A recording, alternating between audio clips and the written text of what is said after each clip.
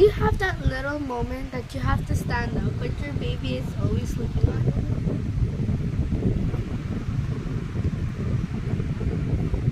Nagre-reklamo ka pa ah. Antok na antok.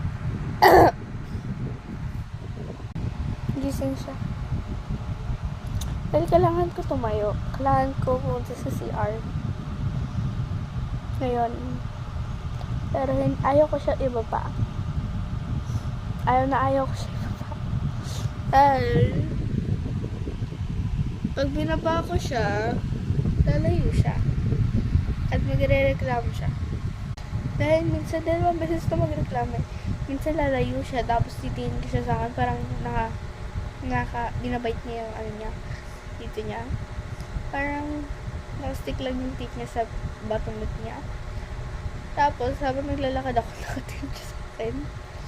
Nakatingin siya sa akin, so nakastop lang siya. Tapos minsan pupunta siya dito, tapos higa siya, tapos titingin siya sa akin, Tapos, yung isang part, yung dediretso siya sa akin. Tatakbo siya sa akin.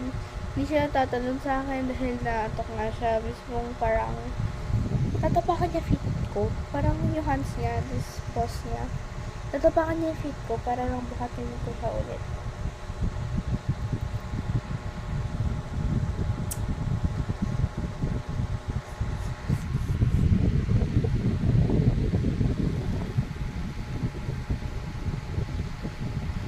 Gusto niya umiga pero ayaw makipag-kiss. Nagbabay na dapat ako pero nag-stretch siya, sinampal niya ako.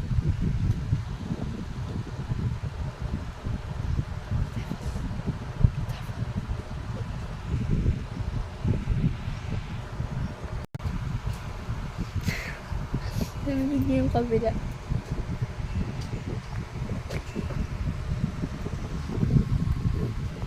Sige na, bumaba ka na, naiirita ka na. Yan, kailangan ko na punta sa CR. Ay, di pa rin bumababa.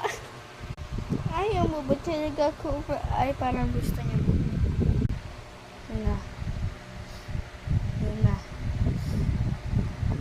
Wala siyang reklamo nga dahil narinig niya yung kabila. Doon lang siya hindi nag-reklamo pag narinig niya yung kabila. Yun.